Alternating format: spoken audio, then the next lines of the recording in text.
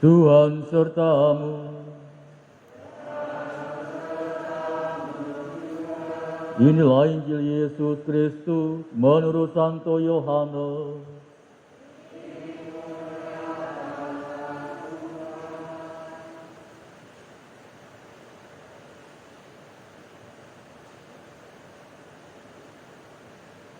Datanglah seorang yang diutus Allah, namanya Yohanes. Ia datang sebagai saksi untuk memberi kesaksian tentang terang, supaya oleh dia semua orang menjadi percaya. Yohanes sendiri bukan terang itu, tetapi ia harus memberi kesaksian tentang terang itu. Dan inilah kesaksian Yohanes. Ketika orang Yahudi dari Yerusalem mengutus kepadanya beberapa imam dan orang-orang Lewi untuk menanyakan kepadanya, "Siapakah engkau?" Yohanes mengaku dan tidak berdusta, katanya, "Aku bukan Mesias." Lalu mereka bertanya kepadanya, "Kalau begitu, siapakah engkau? Elia?" Yohanes menjawab, "Bukan." "Engkaukah nabi yang akan datang?" Ia pun menjawab, "Bukan." Maka kata mereka kepadanya, "Siapakah engkau? Sebab kami harus memberi jawab kepada mereka yang mengutus kami. Apakah katamu tentang dirimu sendiri?" Jawab Yohanes, "Akulah suara orang yang berseru-seru di padang gurun. Luruskanlah jalan Tuhan, seperti yang telah dikatakan Nabi Yesaya." Di antara orang-orang yang diutus itu ada beberapa orang Farisi. Mereka bertanya kepada Yohanes, "Mengapa engkau membaptis jikalau engkau bukan Mesias, bukan Elia, dan bukan Nabi yang akan datang?"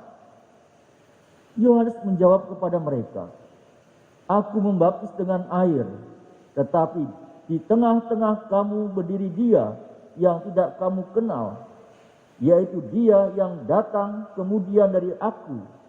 Membuka tali kasutnya pun aku tidak layak." Hal itu terjadi di Betania, di seberang sungai Yordan, di mana Yohanes membaptis orang. Berbahagialah kita yang mendengarkan sabda Tuhan dan tekun melaksanakannya. Sabdamu adalah jalan, kebenaran dan hidup kami.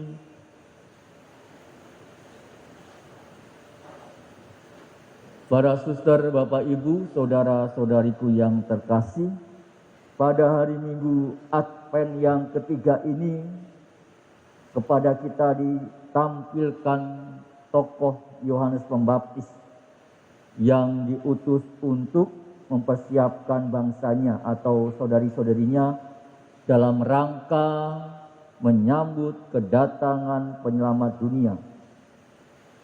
Tentu selama mengajar ia juga tampil di Sungai Yordan untuk membaptis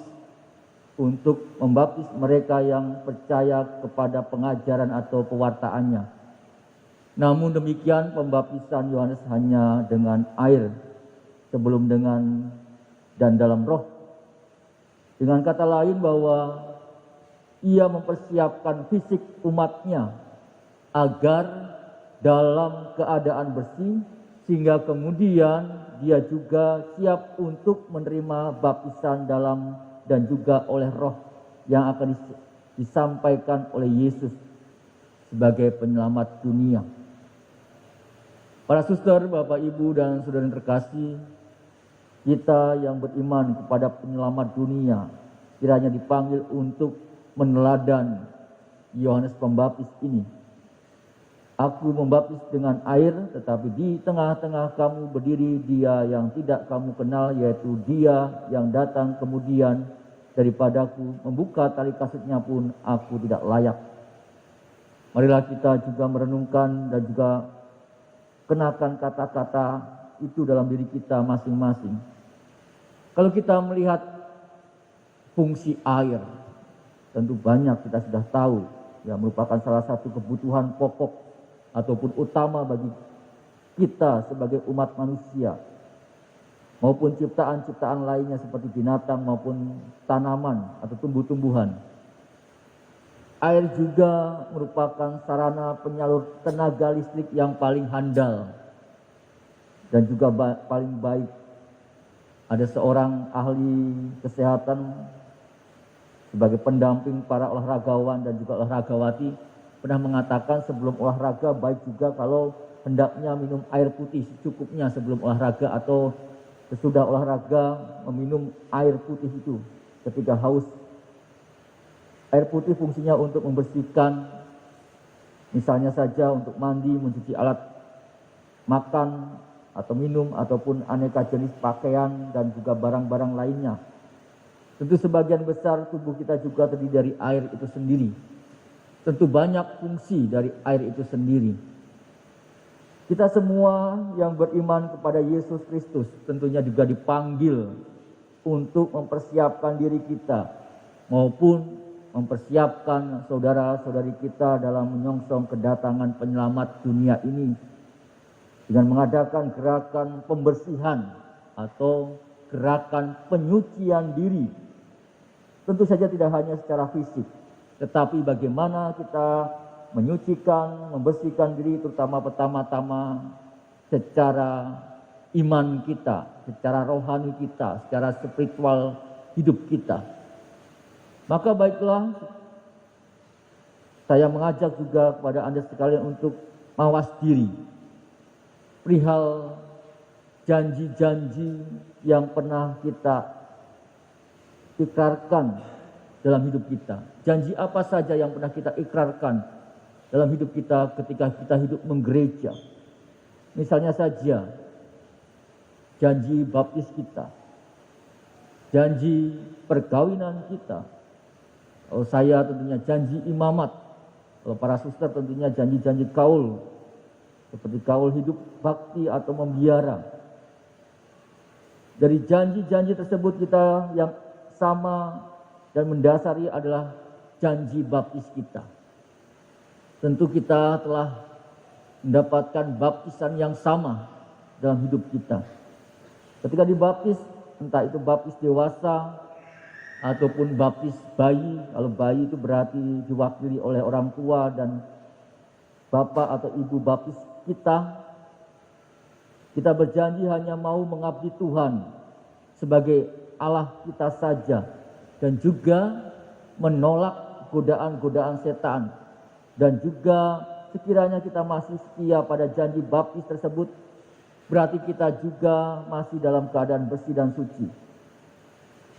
Namun dengan jujur kiranya kita tidak dalam keadaan suci atau bersih sebagaimana diharapkan atau kita dambakan dalam diri kita.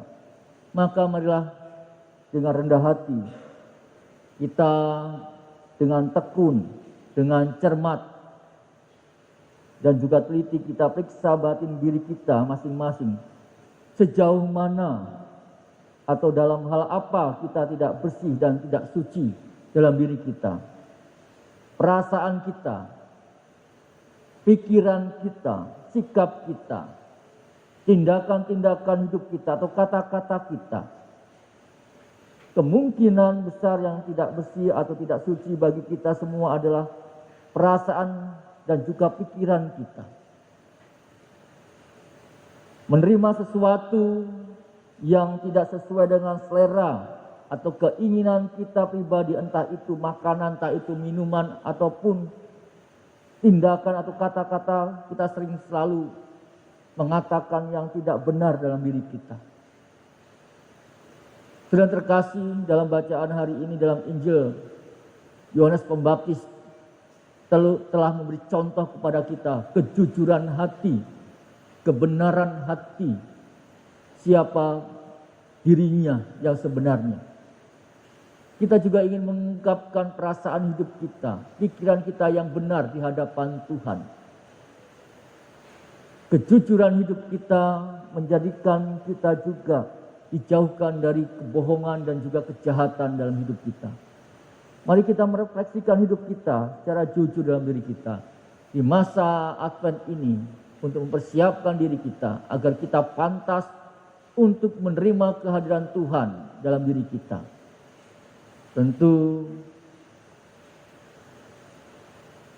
minggu depan tanggal 21 dan 22 kita ada sakramen pertobatan atau sakramen tobat. Baik bagi kita juga untuk membuka diri kita, membersihkan diri kita secara jujur dalam diri kita. Mengakui segala kesalahan dan dosa-dosa kita di hadapan Allah dan mohon pengampunan dari Allah itu sendiri agar kita pantas untuk menerima kehadiran Tuhan dalam hidup kita. Semoga kita mampu untuk membuka hati kita, pikiran kita dengan kejujuran hati kita. Semoga kita pantas di hadapan Allah. Kemuliaan kepada Bapa dan Putra dan Roh Kudus